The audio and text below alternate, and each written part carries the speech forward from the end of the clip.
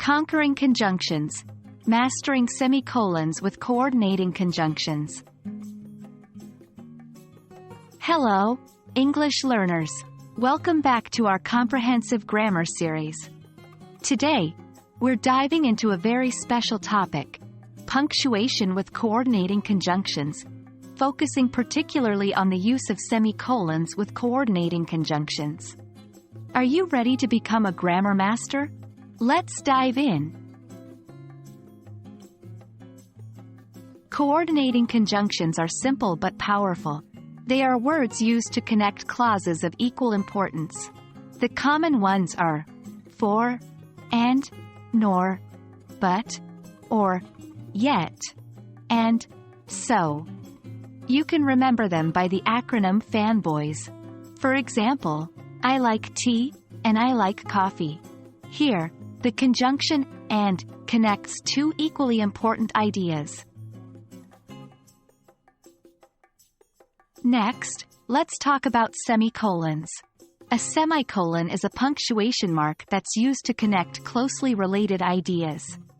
It allows for smoother transitions and can help vary sentence structure. For example, I have a big test tomorrow. I can't go to the party tonight.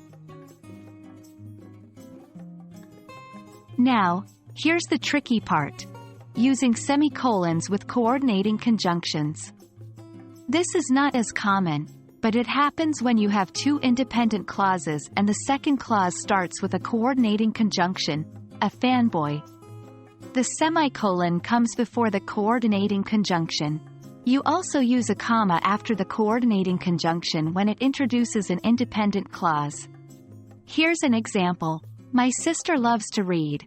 And, since she got a library card, she reads even more than before.